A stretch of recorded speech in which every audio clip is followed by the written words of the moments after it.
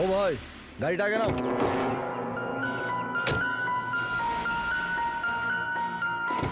বললাম না গাড়িটা আগে নিতে, আগে নাও। আরে ভাই কি করে আগে নিয়ে যাবো? গাড়ি খারাপ হয়ে গেছে তো। প্রবলেম দেখিও না, আগে গাড়ি ধাক্কা মারো, আগে নাও। তাহলে আপনারা একটু সাহায্য করুন। কেন আমরা কেন হেল্প করবো? তাড়াতাড়ি। এই লোকটাকে আমি চিনি স্যার, তার মানে আমাদের ইনফরমেশন একদম সত্যি। তার মানে ওই রুট নামের কম্পিউটার হ্যাকার এখানেই থাকে। আর ওই রুট নিশ্চয়ই কোনো ভয়ঙ্কর প্ল্যানিং করছে স্যার। যাই হয়ে যাক, ওকে জীবিত ধরতে হবে, এটা জানার জন্য যে ওর মিশনটা কি। আর এই মিশনে তোমাদের দুজন সাইবার কপকেও কাজে লাগবে। তুমি ইয়েস স্যার। এই বাইরে গেটে দাঁড়িয়ে থাকবে। Okay sir. নজর রাখবে। চলো।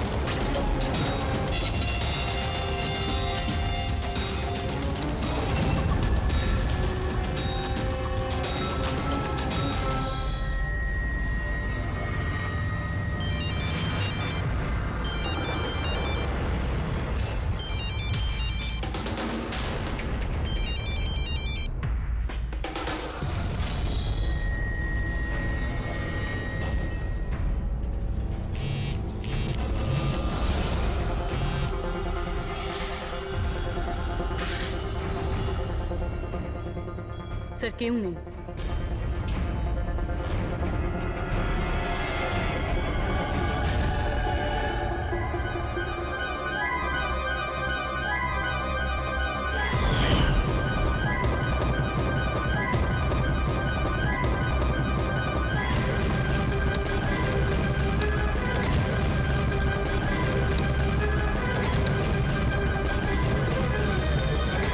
হ্যাঁ ফ্রেডি। স্যার সব জায়গা খুঁজে নিয়েছি, কেউ কোথাও নেই। খবর তো ভুল হবে না, এখানেই কোথাও হতে হবে। ঠিক আছে, দেখি।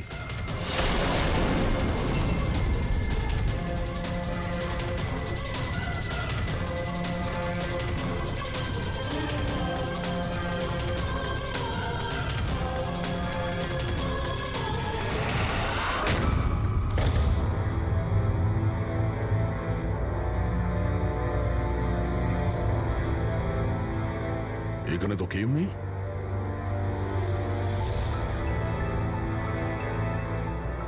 চেয়ার এখনো গরম আছে, মনে হচ্ছে এইমাত্র এখানে কেউ ছিল। তাহলে স্যার সময় মতো পালালো কিভাবে? স্যার আমরা তো বাংলোটার চারদিক থেকে ঢুকলাম, কাউকে তো এখান থেকে বেরোতে দেখিনি। স্যার হ্যাঁ, স্যার এই মনিটরটা দেখুন, এটা তো বাড়ির আশেপাশের ফুটেজ। ও আমাদের দেখে পালিয়ে যায়নি তো? হতে পারে, ও খুব একটা দূরে যায়নি। একটু এই জায়গাটাকে ভালো করে চেক করো। আর পুরবি, এই কম্পিউটারটা চেক করো, দেখো কি পাওয়া যায়। ততক্ষণ আমি গেটে গিয়ে দেখছি।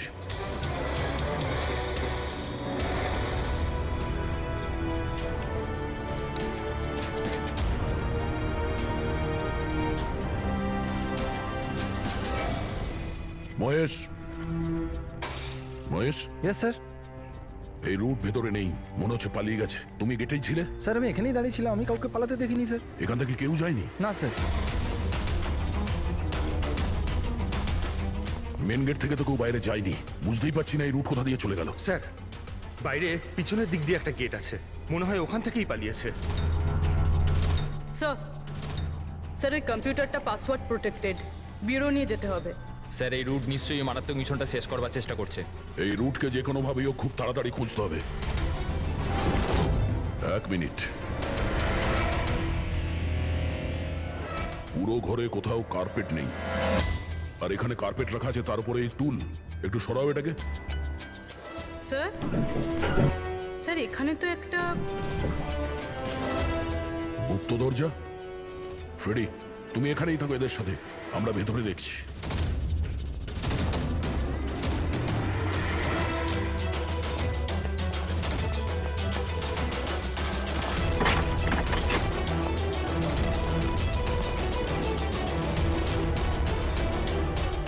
এই, দেখো, তোমার যা বলার আছে তুমি তো এখনই বলে ফেলতে পারো। আমার কিছু বলার নেই, যা কিছু বলার আমার উকিল বলবে। স্যার আমরা এই রুটের কম্পিউটার সিস্টেম অ্যাক্সেস করে নিয়েছি আর এনক্রিপশনটাও সফল হয়েছে। জানতে পারলে কিছু? হ্যাঁ স্যার। স্যার এই গত কয়েকদিনে ইন্টারনেটে ভয়ানক কিছু ভিডিও পোস্ট করেছে স্যার। ডার্ক ওয়েবে স্যার। অ্যাকচুয়ালি ডার্ক ওয়েব ইন্টারনেটের এমন একটা কালো জায়গা স্যার, যেখানে সব অপরাধী নিজেদের সমস্ত বেআইনি কাজগুলোকে টেকনোলজির মাধ্যমে সফল করার চেষ্টা করে, যেমন অস্ত্র লেনদেন, কিডনি চুরি অথবা কাউকে মারার সুপারি। স্যার এমন কোনো কাজ নেই যেটা এই সাইটে হয় না। একটা কথা বুঝতে পারছি না, যখন সবাই সবকিছু জানে, সবকিছু এত খোলাখুলি হয়, তাহলে এটা আটকানোর জন্য আমরা চেষ্টা করি না কেন? স্যার এটা এত সোজা নয়। অ্যাকচুয়ালি এই সাইটে ঢোকার জন্য আমরা একটা কম্পিউটার সফটওয়্যার চাই, যেটা বাছা গোছা হাই প্রোফাইল অপরাধীদের কাছেই আছে। যেমন এই রুট। Yes sir. আর স্যার যেমন আমরা জানি যে ডার্ক ওয়েবে আইপি অ্যাড্রেস আর ইউজার আইডি এই দুটোই লুকোনো থাকে। দেখাও তো কোন ভিডিও পোস্ট করেছে এই রুট।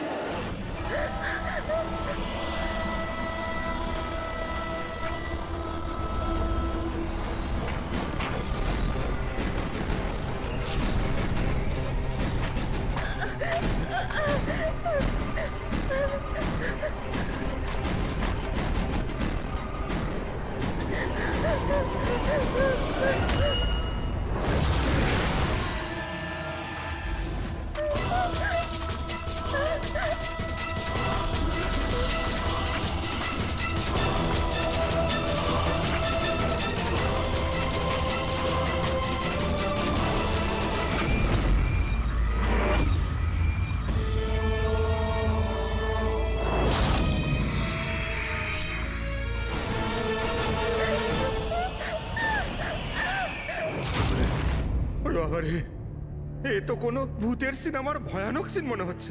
এই সিনটা কেন দিতে গেল ডার্ক ওয়েবে? স্যার এটা কোনো সিনেমা সিন নয়, এটা আসলেই হয়েছে। আর কোনো হিরোইনের সাথে নয়, বরং বরং একটা নিরীহ মেয়ের সাথে। যতদূর আমি জানি এগুলোকে তো স্ন্যাপ ফিল্ম বলে। হ্যাঁ স্যার, এই ভিডিওর অনেক বড় ইন্ডাস্ট্রি আছে। এ মেয়েটা কে? আমি জানি না। এর মৃত্যুর জন্য তুমিই দায়ী। না না স্যার, আমি কারোর মৃত্যুর জন্য দায়ী নয়। আমাকে শুধু টাকা দেওয়া হয়েছিল এই ভিডিও ডার্ক ওয়েবে দেওয়ার জন্য, আর আমিও দিয়েছি। টাকা কে দিয়েছিল? আমি জানি না। দেখো, জানি না বললে চলবে না। একটা মেয়ে খুন হয়েছে। স্যার আমাকে বিশ্বাস করুন, অনলাইন টাকা ট্রান্সফার করা হয়েছিল আমার অ্যাকাউন্টে।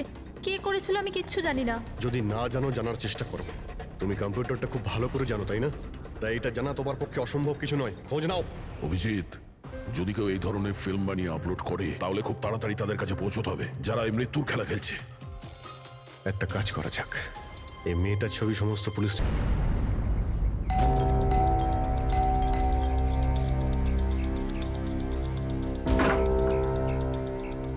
আগে বলুন কাকে চাইছেন আপনারা? এটা রিয়ার বাড়ি না? হ্যাঁ, আমি ওর বাবা। আসুন। আসলে আমরা সিআইডি থেকে আসছি। আপনার জন্য একটা বাজে খবর আছে। আপনার মেয়ে রিয়া আর এই পৃথিবীতে নেই। হ্যাঁ জানি, কিন্তু ওর মৃত্যুর 10 দিন পরে আপনারা কেন বলতে এসছেন এসব? আপনি জানেন যে আপনার মেয়ে রিয়া মারা গেছে? আপনি ওই গাড়ি অ্যাক্সিডেন্টের ইনভেস্টিগেশনের জন্য এসছেন তো? তাহলে আপনারা এটাও নিশ্চয়ই জানবেন যে রিয়ার ফিউনারেল হয়ে গেছে। এক মিনিট, আপনি কোন কার অ্যাক্সিডেন্টের কথা বলছেন? ওই তো যেটাতে আমাদের রিয়া চলে গেল, শেয়ার ট্যাক্সিতে ওরা পুনে যাচ্ছিল। না না, রিয়ার মৃত্যু কার অ্যাক্সিডেন্টে হয়নি। এটা কি বলছেন আপনি? এক মিনিট, এটাই রিয়া তো? হ্যাঁ এই তো রিয়াই তো। অ্যাক্সিডেন্টের দিন ও তো এই জামা কাপড়ই পরেছিল। এক মিনিট, মনে হচ্ছে কোনো কনফিউশন আছে। আপনি একটু বলুন যে আপনার মেয়ে রিয়ার কার অ্যাক্সিডেন্ট কিভাবে হয়েছিল? শেয়ার ট্যাক্সি করেও পুনে যাচ্ছিল, আরও 7 জন ছিল ওর সাথে। তারপর রাস্তাতেই ওদের গাড়িটার ভয়ঙ্কর অ্যাক্সিডেন্ট হয়ে যায়। পুরো গাড়িটাই ভয়ঙ্কর আগুনে পুড়ে যায়। মৃত ব্যক্তিদের তো মুখটাও ভালো করে চেনা যাচ্ছিল না। তাহলে আপনারা রিয়াকে কি করে চিনলেন? ওর জিনিসপত্র দেখে আমরা ওকে চিনতে পেরেছিলাম। আপনারা এটা বললেন না যে এই ছবি কবেকার? আসলে আমরাও জানি না যে এই ফটোটা কতদিনের, কিন্তু জানলেই আমরা আপনাদেরকে বলে দেবো।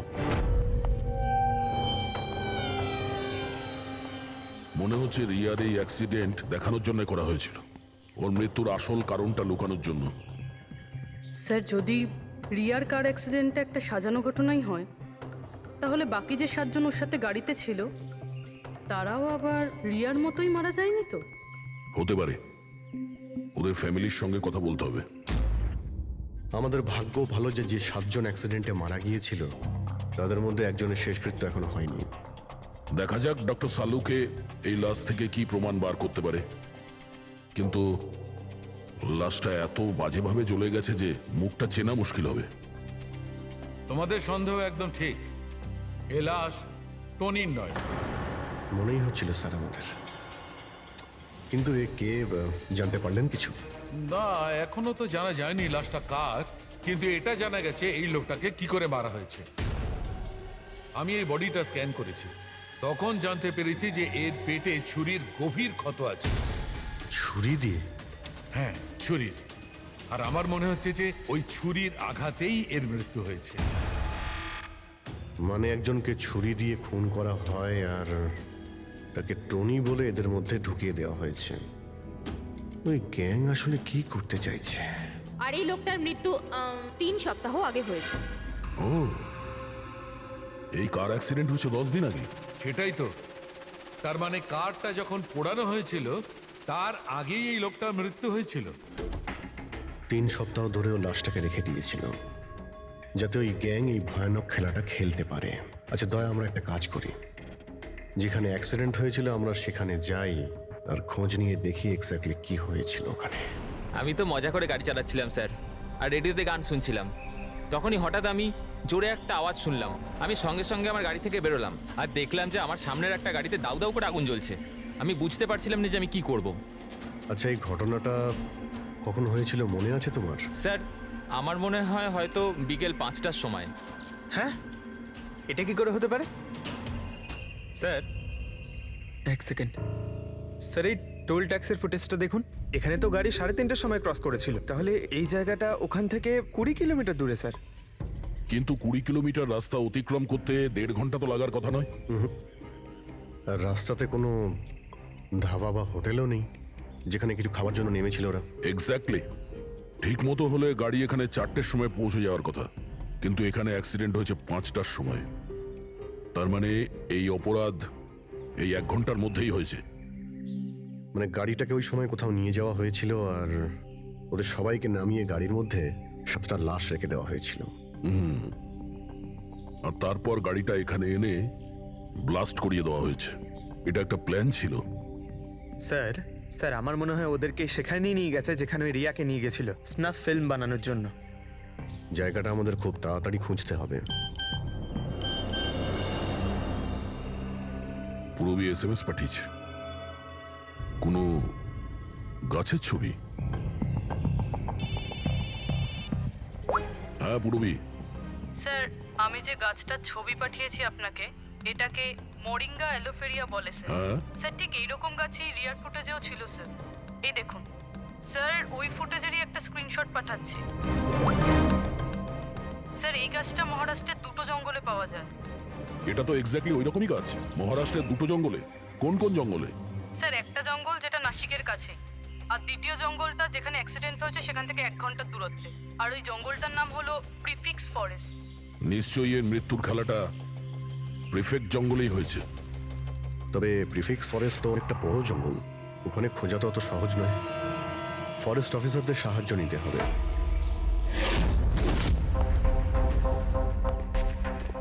এই জঙ্গলে এই সমস্ত হচ্ছে, বিশ্বাসই হচ্ছে না। আপনাদের ইনফরমেশন কি একেবারে সত্যি অফিসার? দেখুন, আমরা শিওর না হলে তো এখানে আসতামই না, তাই না? আচ্ছা, আপনি বলুন যে কয়েকদিনের মধ্যে এরকম কোনো ঘটনা আপনারা দেখেছিলেন বা শুনেছিলেন? জঙ্গলের মধ্যে কিছু হয়েছিল? একদম নয়। আর এরকম কিছু হলে আমাদের নিশ্চয়ই চোখে পড়তো সেগুলো। ঠিক আছে, কোনো ব্যাপার না। যাই হোক, নিজেদের নিশ্চিন্ত হওয়ার জন্য আমরা একবার জঙ্গলে যাব। স্যার, এমনিতে স্যার আপনারা কি পুরো জঙ্গলটা দেখতে চাইবেন? কারণ অনেক বড় এই জঙ্গলটা, এতে অনেকটা সময় লাগতে পারে। না না, আমরা পুরো জঙ্গলটা দেখতে চাই না। আমাদের জঙ্গলে সেই জায়গাতে নিয়ে চলুন যেখানে কেউ যাতায়াত করে না, কারণ প্রায় এই ধরনের জায়গাতেই অপরাধীরা অপরাধ করে। Okay officer. বিনোদ, মেঘনা, এনাদেরকে ওই জঙ্গলের ওই অংশগুলো দেখানোর দায়িত্ব তোমাদের, ঠিক আছে? হ্যাঁ sir. Yes sir. Sir 1 second. Sir এটা দেখুন, এটা হচ্ছে জঙ্গলের সবচেয়ে ঘন এবং নিস্তব্ধ জায়গা। আমার মনে হয় আমাদের এখান থেকেই শুরু করা দরকার। ঠিক আছে, দেখি।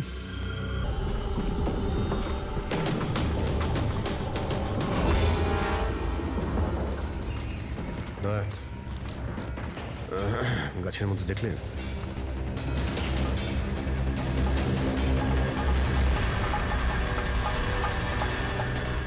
ছোট্ট ক্যামেরা। মানে আমরা সঠিক জায়গাতেই এসেছি। এটাই সেই জায়গা যেখানে এই ফিল্ম বানানো হচ্ছে। ক্যামেরা উপরেও আছে, ওইদিকে প্যান করা আছে।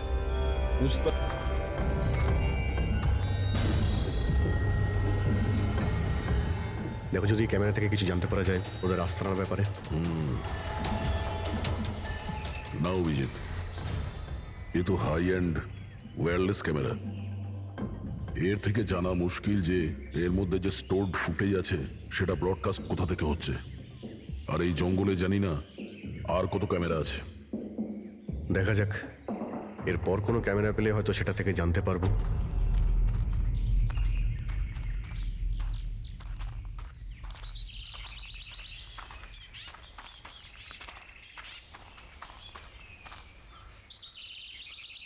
স্যার, স্যার এই চিহ্ন দেখুন।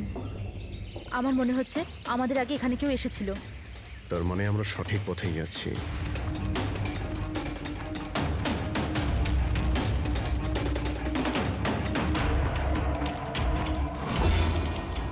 স্যার এই চিহ্নগুলো এখান অবধি রয়েছে।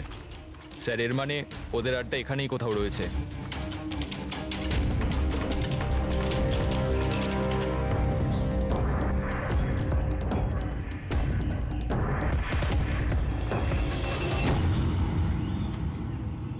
স্যার, স্যার তাড়াতাড়ি আসুন।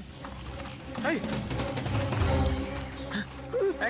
এক মিনিট স্যার। 1 সেকেন্ড। ভয় পেও না, আমরা সিআইডি অফিসার্স। ওঠো। উঠে এসো। ওঠো ওঠো। স্যার আপনারা সিআইডির লোক, আমাকে বাঁচান স্যার।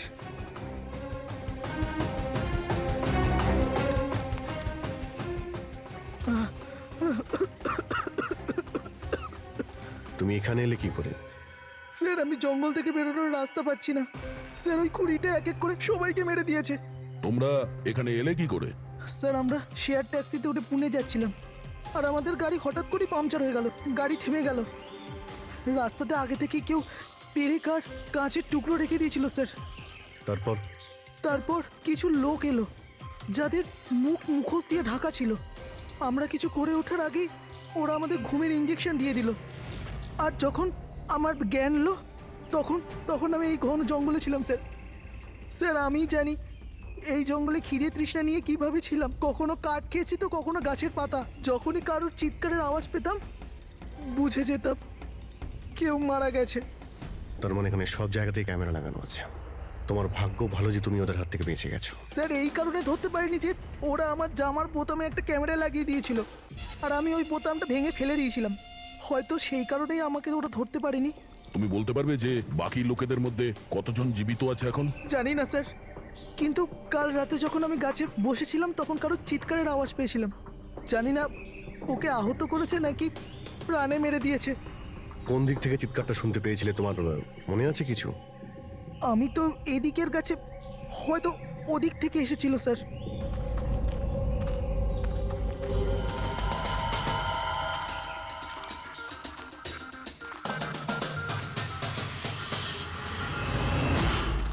স্যার, রক্ত।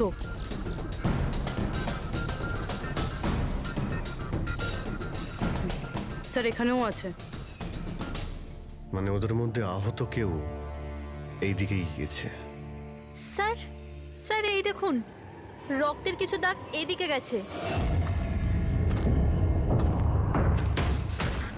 এইদিকেও রক্তের চিহ্ন রয়েছে আর এইদিকেও রয়েছে, দুই দিকেই রয়েছে। দুদিকেই দেখতে হবে। পঙ্কজ, পূর্বী, তোমরা এই দিকটা যাও, আমরা এই দিকটা দেখছি। বিনোদ, তুমি ওদের সঙ্গে যাও। আর হ্যাঁ, প্রত্যেক আধ ঘন্টা অন্তর আপডেট দেবে। হ্যাঁ, আপনি আসুন।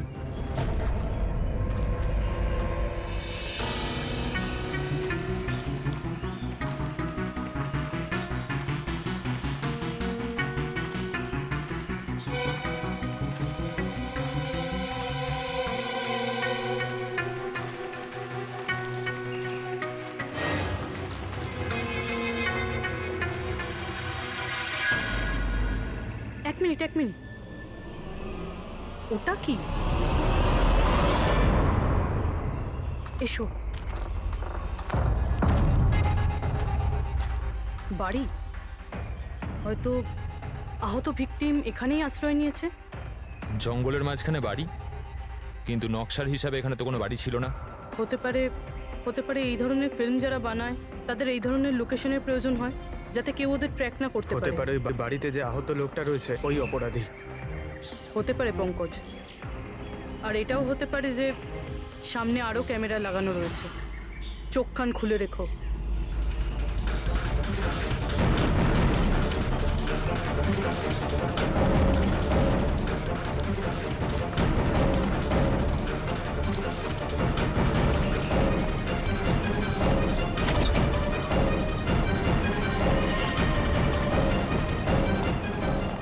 পঙ্কজ, টর্চ।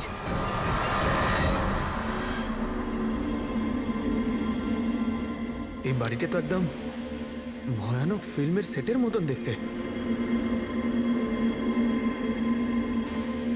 এই দেখো, ওই আহত ভিকটিমকে এখানেই নিয়ে আসা হয়েছে। ওই আওয়াজটা শুনলে? ভিতর থেকে আসছে।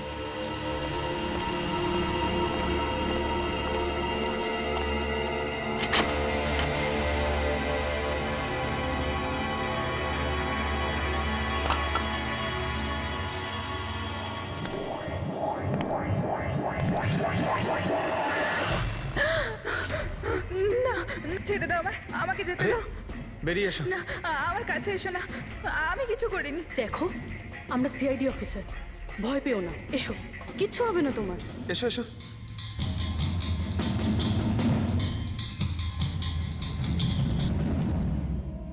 ও এখানেই আছে, ও এখানেই আছে। আরে পুরবি, এই লাইট কোথা থেকে আসছে? পঙ্কজ, পঙ্কজ, আমি কিছু দেখতে পাচ্ছি না পঙ্কজ। আরে Pankaj sir, Purabi ma'am, Pankaj sir.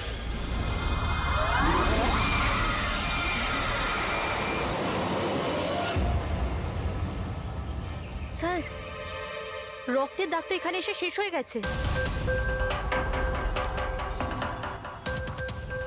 কিন্তু এটা কি করে হতে পারে? আহত যদি কেউ এই পর্যন্ত আসে, তাহলে এখান থেকে হঠাৎ করে অদৃশ্য হয়ে গেল কি করে?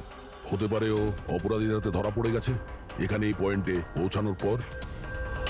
হতে পারে, জানি না মোহিত ছাড়া আর কেউ এখানে বেঁচে আছে কিনা। 1 ঘন্টা হয়ে গেল, পুরবী আর পঙ্কজের এলো না, কোনো ফোন কল এলো না।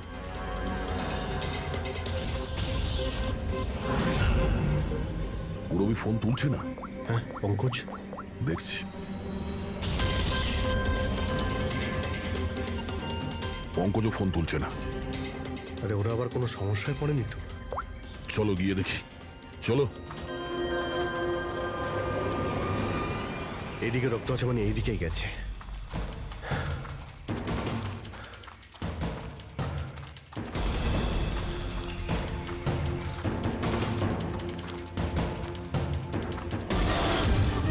এই ঘরের ভেতর হতে পারে কেউ আছে, আমি ভেতরে গিয়ে দেখছি। ঠিক আছে, ততক্ষণ আমি এই বাইরেটা দেখি।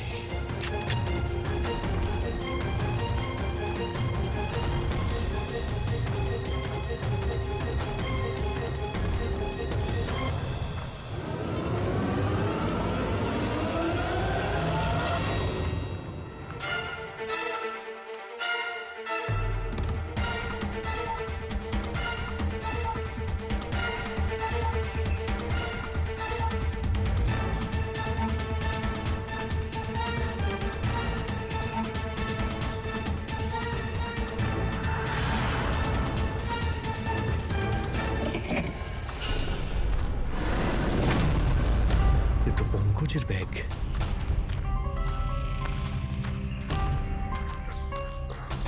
পঙ্কজ,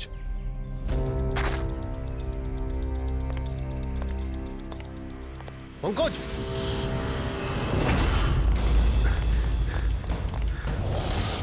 পঙ্কজ, পঙ্কজ, পঙ্কজ, কেমন আছো? ওঠো, স্যার ওঠো। কি হয়েছিল? হ্যাঁ স্যার ওইদিকে ওই বাড়িটায় গেছিলাম স্যার, ওখানে একটা মেয়ে ছিল স্যার। হ্যাঁ। ওর সঙ্গে কথা বলছিলাম স্যার, আর হঠাৎ করে কোথা থেকে এত আলো চলে এলো যে কিছু দেখতে পাচ্ছিলাম না, কিছু বুঝতে পারছিলাম না। ওই বাড়িটা থেকে যেন তেন প্রকারে বেরোলাম, তারপর এখানে এসে হয়তো পড়ে গেছিলাম। আর কিছু মনে নেই স্যার, আমার মাথা ঘুরছে। আর পুরবী, বিনোদ, ওরা কোথায়? স্যার ওরা জানি না স্যার, ওরা ভেতরে ছিল, বাইরে বেরিয়েছে কিনা জানি না। ও নো। কি কি হয়েছে তোমার? ও ঠিক আছে। পুরবী আর বিনোদকে পেলে? না, ঘরের ভেতরে তো কেউ নেই। ও গড, ওদের কিছু হয়ে যায়নি তো?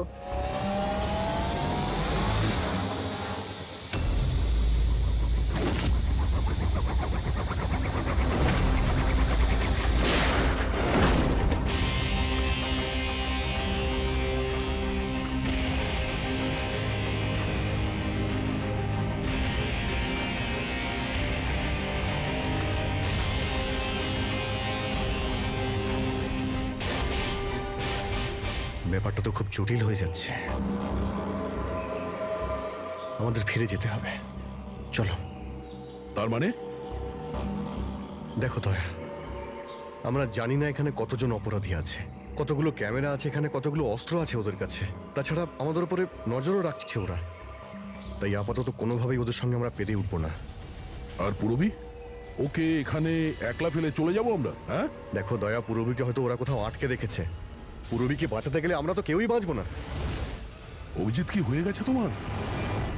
কিছু মনে আছে সিআইডিতে আমাদের প্রথমে কি শেখানো হয়েছিল? এটাই কি সবার আগে নিজের বন্ধুকে পেছনে ফেলে এসো না, যদি বেঁচে থাকে কিংবা মরে যায়। আরে দয়া, সবকিছু রুল বুক অনুযায়ী করা যায় না।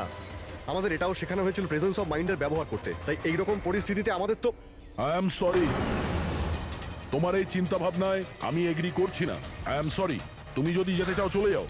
পুরবীকে ছাড়া আমি এই জঙ্গল থেকে বেরোতে পারবো না। দেখো দয়া, জেদ করো না। আমরা এটাও জানি না যে পুরবী বেঁচে আছে নাকি ও কোথায় আছে এখন। অভিজিৎ, ও একজন সিআইডি অফিসার, এত সহজে হার মানবে নাও। বেচারি একাই লড়ছে ওই অপরাধীদের সঙ্গে। আর এখন যখন আমাদের সব থেকে প্রয়োজন ওর, আমরা পেছন ঘুরিয়ে চলে যাব। প্রয়োজনীয় এটাই যে যারা ওদের হাতে এখনো ধরা পড়েনি তাদেরকে আমরা যেন বাঁচাতে পারি, ব্যাস। দেখো দয়া, তুমি পুরবীর কথা বাদ দাও আর এখন চলো আমার সঙ্গে। আমরা পরে আবার প্ল্যান করে এখানে ফিরে আসবো, এখন চলো। এর হলোটা কি? এই ধরনের বিহেভ করছে?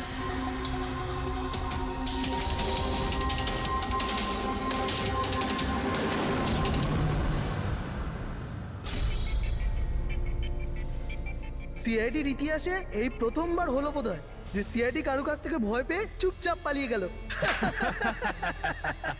হ্যাঁ ডক্টর, পৌঁছে গেছেন আপনি? হ্যাঁ, ওই জাংশনেই থাকুন, আমরা আসছি ওখানে। আরে সালুঙ্কি স্যার, আপনি এখানে? আমি এখানে। আসুন স্যার। আরে আরে তোমার কি মনে হয়েছিল আমাদের অফিসার পূরবীকে জঙ্গলে রেখে আমরা এখান থেকে চলে যাবো? হ্যাঁ, তাহলে আপনারা দয়া স্যারের ঝগড়া? মিথ্যে ছিল। যখন অভিজিৎ ওখানে ক্যামেরা দেখলো তখন আমাকে ইশারা করেছিল। জানেন এখানে কতগুলো ড্রোন লাগিয়ে রেখেছে আমাদের উপর নজর রাখার জন্য। যে লোকটা ওই ক্যামেরা দিয়ে আমাদের উপর নজর রাখছিল ওর চোখে ধুলো দেওয়ার প্রয়োজন ছিল, সেই কারণে। ওরা নিশ্চয়ই এখন ভাবছে যে আমরা জঙ্গল থেকে চলে গিয়েছি, তাই রিল্যাক্সও হয়ে যাবে। ওদের উপরে অ্যাটাক করার এটাই ভালো সুযোগ। অভিজিৎ, এই নাও, এইটা তুমি চেয়েছিলে। এটা আবার কি ডিভাইস স্যার? এটা হচ্ছে জ্যামার। আশেপাশে এই এরিয়ায় যত ক্যামেরা আছে সব জ্যাম হয়ে যাবে। আর ওরা আমাদের উপরে নজর রাখতে পারবে না। আর এই ড্রোন, এই ড্রোনের মধ্যে যে ক্যামেরা লাগানো আছে ওর রেঞ্জ 7 কিলোমিটার মাত্র। কিন্তু ব্যাটারি তো শেষ হয়ে আসছে। তার মানে যদি আমরা এটাকে না ধরতাম তাহলে আবার ওদের আস্তানায় ফিরে যেত এটা ব্যাটারি চেঞ্জ করার জন্য। একটু আইপ্যাডটা বার করো, ম্যাপটা বার করো ওর থেকে। এই যে, এটাই হচ্ছে সেই জায়গা যেখানে আমরা ড্রোনটা পেয়েছিলাম। আর এর পাশেই ওই বাংলো, মনে হচ্ছে এটাই অপরাধীদের আস্তানা। তাহলে যাওয়া যাক, গিয়ে মুক্তি দিই পূরবী আর যারা বাকি বেঁচে আছে তাদের। চলো। না স্যার, আপনি মেঘনা আর মোহিত আপনারা এখানে থাকুন, আমরা যাচ্ছি।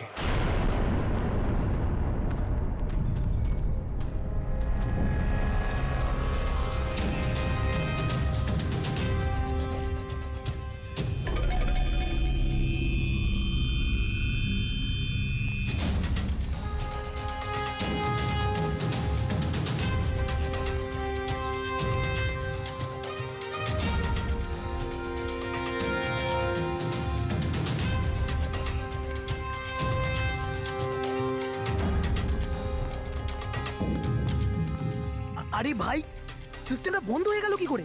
দেখ না একটু, ভিতর থেকে আওয়াজ বন্ধ কি আসছে। করে হলো পুরো সিস্টেম?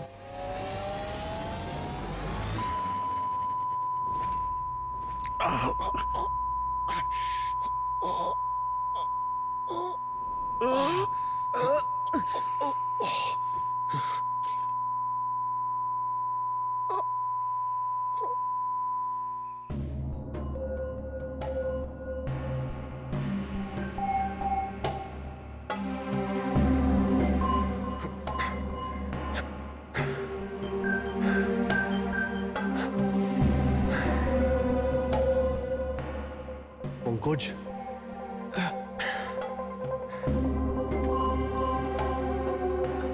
পঙ্কজ, স্যার আমাদের ওয়েলকাম জানানোর পুরো বন্দোবস্ত ওরা করে রেখেছিল। স্যার, এরা যদি আমাদের মারতে চাইতো তাহলে আগেই মারতে পারতো। আমাদের আমাদের মারতে গিয়ে কি এরা ভিডিও শুট করতে চায়?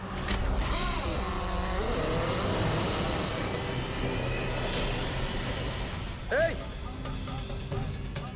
স্যার, দাঁড়াও। স্যার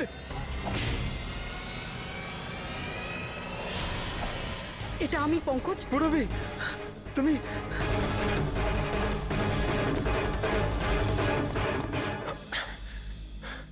তুমি ঠিক আছো? হ্যাঁ স্যার। ওরা কোথায় আছে? স্যার ওদিকে।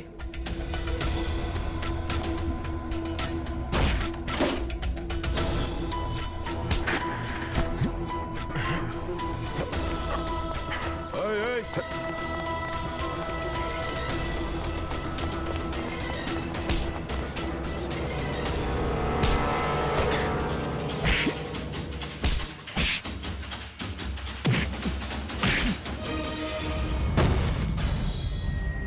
স্যার চল চল।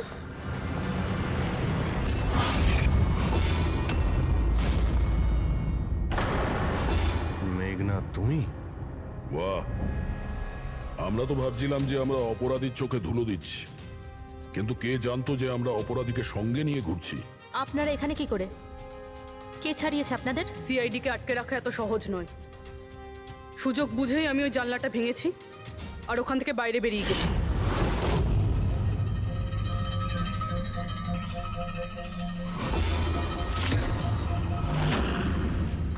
তারপর আমি তাদেরই পিছু নিলাম যাদেরকে তুমি পাঠিয়েছিলে আমাকে খোঁজার জন্য। তারপরে আমি ওই মুখোশ পরা লোকটাকে দেখলাম আর তারও পিছু নিলাম।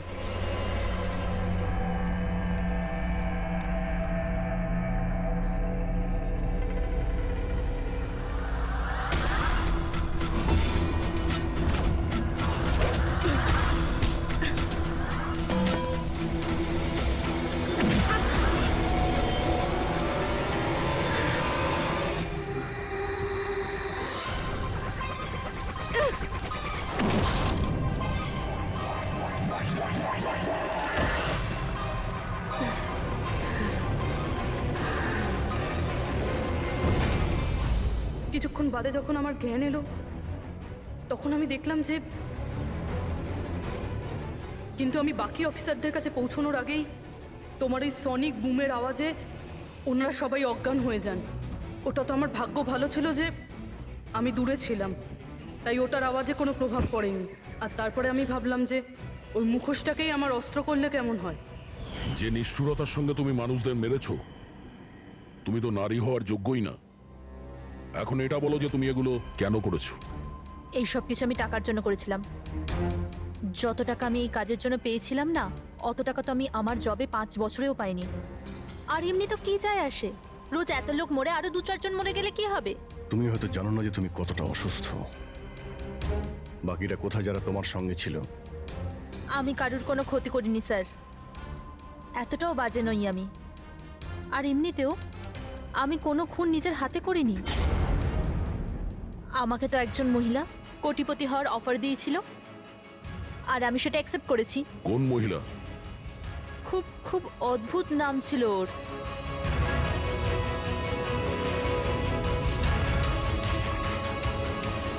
রুট। রুট?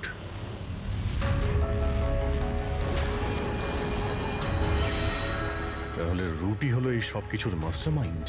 এখন ও এগুলো কেন করেছে ওর জবাব তো ওই দেবে। আর তোমার কথা বলতে গেলে আইন তোমাকে কঠিন থেকে কঠিনতম সাজা দেবে।